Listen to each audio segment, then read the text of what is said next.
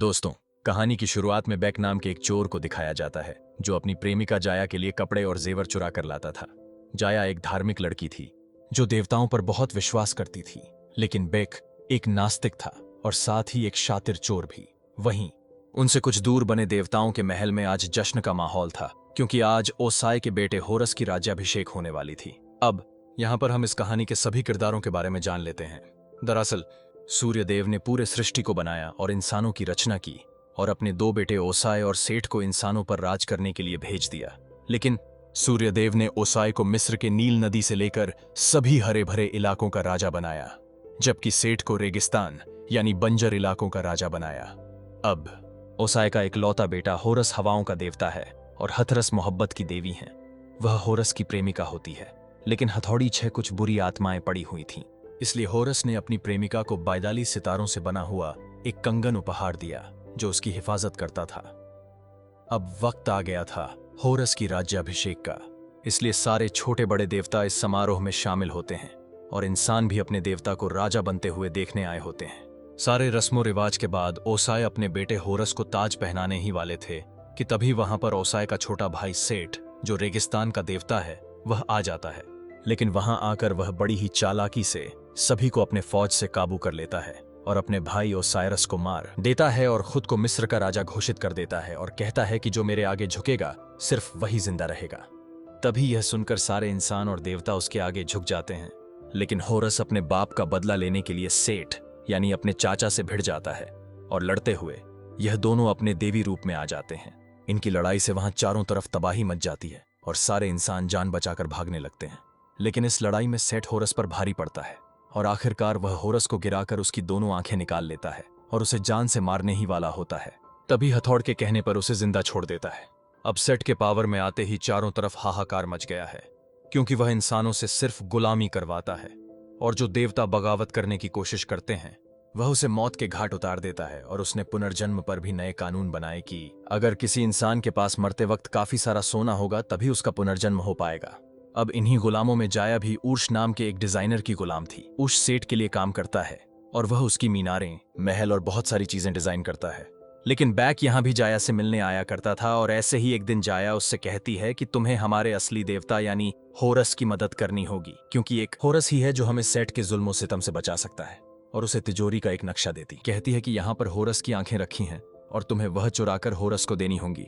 लेकिन तिजोरी में बहुत से खतरे होंगे जिनसे तुम्हें बहुत बहादुरी से बचना होगा। इसके बाद अब किसी तरह बैक उस तिजोरी में पहुंच जाता है, लेकिन असली खतरा तो यहीं पर था, क्योंकि वहां पर उसे 3 पुलों को पार करना था और हर पुल में एक अलग जाल बिछा हुआ था। लेकिन बैक हर हाल में अपनी जान की बाजी लगाता हुआ तीनों पुल पार कर लेता है और होरस की एक आंख हासिल कर लेता है। लेकिन एक जगह पर वह हजारों बिच्छू के बीच में फंस जाता है। लेकिन तभी होरस की आंख से काफी तेज रोशनी निकलती है और उसकी जान बच जाती है। अब इसके बाद वह आंख लेकर जाया के पास पहुंचता है, लेकिन तब तक उनका पूरा प्लानिंग ऊर्ष समझ जाता है और वह उन्हें पकड़कर मौत की सजा सुना देता है। वो उन्हें पकड़कर ले ही जाते। तभी बेक होरस की वह आंख निकालता है और उसकी तेज रोशनी से उन सबको चकमा देकर वहां से निकल जाता है। लेकिन ऊर्ष के सिपाही दोनों का पीछा करने लगते हैं और तीर बरसाने लगते हैं। तभी उनका एक तीर जाया को लग जाती है और वह वहीं पर मर जाती है। अब बैक होरस के मकबरे में पहुंचता है और उसे उसकी आंख का एहसास कराता है, लेकिन वह होरस को उसकी आंख देने पर एक शर्त रखता है। वह कहता है कि यदि तुम्हें आंख चाहिए तो तुम्हें जाया को वापस से जिंदा करना होगा। लेकिन होरस यह शर्त नहीं मानता और दोनों के बीच लड़ाई शुरू हो जाती है। लेकिन होरस मजबूर होकर आखिरकार उसका शर्त मान लेता है। उसके बाद वह जाया की शरीर को देखता है, लेकिन उसकी शरीर देखने के बाद वह कहता है कि अब मैं इसे नहीं बचा सकता, क्योंकि बहुत देर हो चुकी है और अगर इसे वापस जिंदा होना है तो इसे पुनर्जन्म ही लेना पड़ेगा। उसके बाद वह मौत के देवता को बुलाता है जो जाया की आत्मा को लेकर उसके पुनर्जन्म की यात्रा पर चला जाता है। लेकिन जाया, जो कि एक गुलामी की हालत में मरी है, इसलिए उसका पुनर्जन्म बहुत मुश्किल है, क्योंकि उसके पास देने के लिए बहुत सारा सोना नहीं था। अब क्योंकि होरस जाया को नहीं बचा पाया, इसलिए बैक उसकी आंख नहीं देना चाहता। लेकिन होरस जबरदस्ती उससे अपनी आंख छीन लेता है, मगर वह यह देखकर गुस्सा हो जाता है कि बेक ने सिर्फ एक ही आंख लाया, इसलिए वह उसे मारने लगता है। लेकिन वह कहता है कि मैं जानता हूं कि सेठ को कैसे हराया जा सकता है। असल में उसकी शक्तियां जहां पर कैद हैं। मैं तुम्हें उस पिरामिड में ले जा सकता हूं क्योंकि मैंने उसका नक्शा देखा है, लेकिन बदले में तुम्हें जाया को वापस लाने का कोई रास्ता ढूंढना होगा।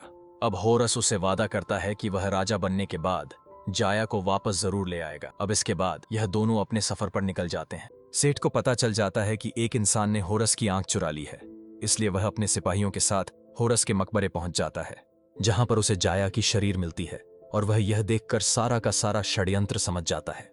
अब दूसरी तरफ होरस बैग को लेकर एक पहाड़ की चोटी पर पहुंचता है, जहां से सूर्यदेव तक पहुंचने का रास्ता बना होता है, लेकिन दोनों आंखों के बिना होरस अपना दिव्य रूप धारण नहीं कर सकता। इसलिए वह अपने दादा सूर्यदेव से शक्तियां मांगता है, जिसके बाद वह बैग को लेकर सूर्य की ओर उड़ान भरता है। अब वहां पहुंचने के बाद उसके दादा यानी सूर्यदेव अपनी कश्ती पर सवार होते हैं, जहां पर उन्हें हर रात अंधेरे के दानव काल सुरसा से लड़ना पड़ता था, जो कि दुनिया को खाने के लिए हर रात आता था। अब होरस अपने दादा को सब कुछ बताता है कि वह कितनी मुसीबत में है, लेकिन सूर्यदेव कहते हैं कि मैं इन सब में समय नहीं दे सकता, क्योंकि मुझे पूरे ब्रह्मांड को लेकर बहुत सारे काम होते हैं। इसके बाद वह सूर्यदेव से वह जादुई पानी मांगता है, जिससे उस पिरामिड की आग बुझाया जा सकता है और सेठ की शक्तियां कम की जा सकती हैं। अब सूर्यदेव भी इसकी इजाजत दे देते हैं। इसके बाद वह जादुई पानी लेकर दोनों वापस धरती पर लौट आते हैं, लेकिन धरती पर आते ही होरस के देवता वाला रूप खत्म हो जाता है, क्योंकि होरस तभी अपने देवता वाले रूप में आ सकता है जब उसकी दोनों आंखें हों। अभी वह लोग जंगल में ही होते हैं कि तभी उन पर सेठ के सिपाही हमला कर देते हैं। अब होरस और उन लोगों के बीच बहुत लड़ाई होती है, लेकिन आखिर में सेठ के एक सिपाही होरस को पहाड़ी से नीचे गिरा देता है।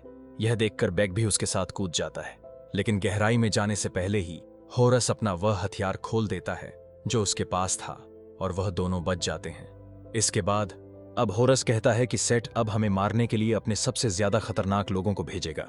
अब यहाँ सेठ हथरस की प्रेमिका के पास जाता है। जैसे हम जानते हैं कि होरस और हथरस को बहुत पसंद करते थे, और हथरस की देवी होने के साथ साथ काफी सारे शक्तियों की मालिक भी थी। अब सेठ हथौड़ से कहता है कि तुम मुझे मरे हुए लोगों की दुनिया में लेकर जाओगे, क्योंकि मैं उस दुनिया पर भी राज करना चाहता हूं। लेकिन इस बात के लिए हथ साफ साफ मना कर देती है। दरअसल थौर को भी यह बात पता चल चुकी थी कि होरस को उसकी आंख मिल गई है।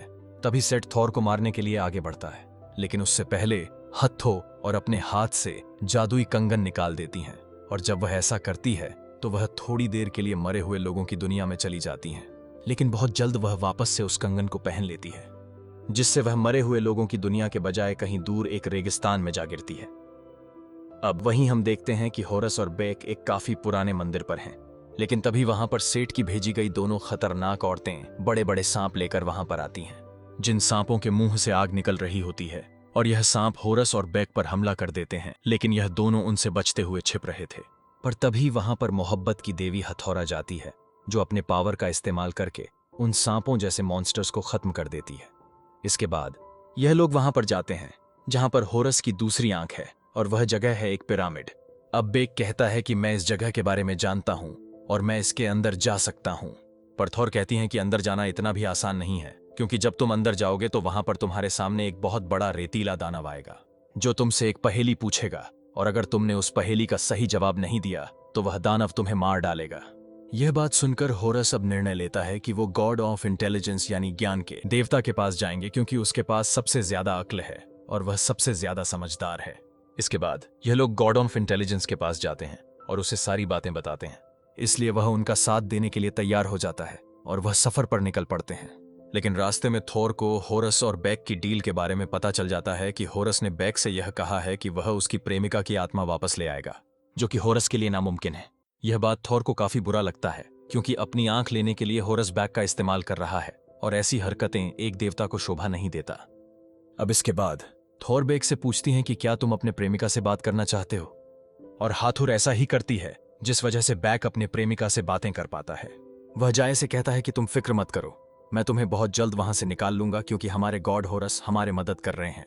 अब इसके बाद यह लोग उस पिरामिड के पास पहुंच जाते हैं, लेकिन उसके अंदर जाने का कोई रास्ता नजर नहीं आ रहा था।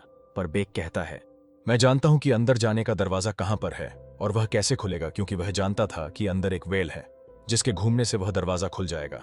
इसके बाद वह दो पत्थरों के बीच से अंदर जाता है और बड़ी मुश्किल से किसी तरह उस वेल तक पहुंच जाता है, और जैसे ही उस वेल को घुमाता है तभी एक दरवाजा खुल जाता है। इसके बाद सभी अंदर आते हैं, पर अभी यह लोग आगे बढ़ ही रहे थे कि तभी इनके सामने वह बड़ा रेतीला दानव आ जाता है, जो इनसे पहेली पूछेगा। फिर वह दानव इनको पहेली पूछने लगता है। पहेली यह थी कि मैं नहीं था पर हमेशा रहूंगा। किसी ने मुझे नहीं देखा और ना देखेगा, पर हर जिंदा और सांस लेने वाले को मुझ पर भरोसा है। बताओ कौन हूं मैं? तभी गॉड ऑफ इंटेलिजेंस काफी सोचने के बाद एक जवाब देता है कि इस पहेली का जवाब है आने वाला कल, और यह जवाब सही हो जाता है। इसके बाद वह रेतीला दानव गायब हो जाता है और उन्हें आगे जाने देता है।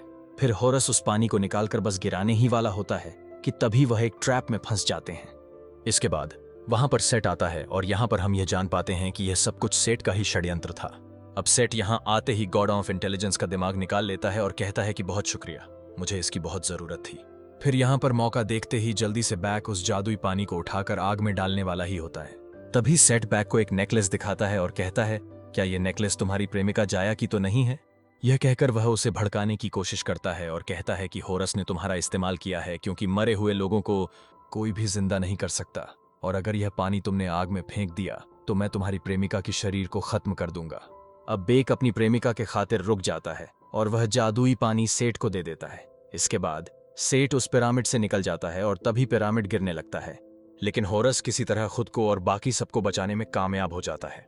इसके बाद हम देखते हैं कि सेट गॉड ऑफ इंटेलिजेंस का दिमाग अपने दिमाग में फिट करवा लेता है और बहुत ज्यादा पावरफुल हो जाता है।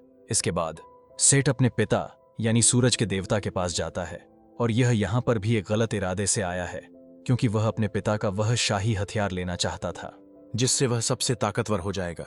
इसलिए वह अपने पिता पर हमला कर देता है और उनका वह हथियार छीन लेता है। अब होगा यह कि अंधेरी दुनिया का शैतान अब हमेशा के लिए कंट्रोल से बाहर हो जाएगा और दुनिया को तबाह कर देगा। वहीं हम देखते हैं कि होरस, बेक और हथरस पिरामिड से बाहर आ गए हैं, पर बेक को यहां पर बहुत बुरा लग रहा है क्योंकि अब तक सिर्फ उसे इस्तेमाल किया जा रहा था। लेकिन यहां पर थोरू उसकी मदद करती है। वह मौत की देवता को यहां पर बुलाती है और पूछती है कि मुर्दों की दुनिया में जाने की क्या कीमत है, जिस पर मौत का देवता कहता है कि वहां पर जाने की कीमत काफी महंगी है। यह सुनकर थोर मौत के घोड़ को अपना वह 42 सितारों वाला कंगन दिखाती है और कहती है, क्या इससे भी बड़ी कोई कीमत हो सकती है? लेकिन अब क्योंकि वह कंगन निकालने पर थोर मुर्दों की दुनिया में चले जाएगी, इसीलिए होरस ऐसा करने से मना करता है। लेकिन फिर भी वह अपना कंगन निकाल लेती है और वह खुद मुर्दों की दुनिया में चली जाती है। अब क्योंकि बेक को वह कंगन मिल चुकी है, इसलिए वह भी अपनी प्रेमिका जाया से मिलने चला जाता है, जहां पर जाया की आत्मा एक आखिरी दरवाजे तक पहुंच गई थी और यहां पर उसके लिए एक काफी बड़ा इम्तिहान था कि अगर वह बहुत ज्यादा सोना देगी तभी वह दुनिया में वापस जा पाएगी। लेकिन तभी यहां पर बेक वह जादुई कंगन लेकर आ जाता है। लेकिन वहीं हम देखते हैं कि अंधेरी दुनिया का शैतान दुनिया पर हमला करने के लिए यहां पर आ गया है क्योंकि उसे रोकने वाले सूर्यदेव अब नहीं है। तभी मौत का देवता बेक को कहता है कि जल्दी वापस होरस के पास जाओ क्योंकि वही है जो इस अंधेरी दुनिया के शैतान को रोक सकता है। मैं इसे ज्यादा देर तक काबू नहीं कर पाऊंगा। तभी बैक इस दुनिया में वापस आ जाता है और होरस को सारी बातें बताता है। लेकिन वहीं सेठ के पास उसके पिता के शाही हथियार होने के बावजूद भी वह उस शैतान को इस दुनिया में आने देता है।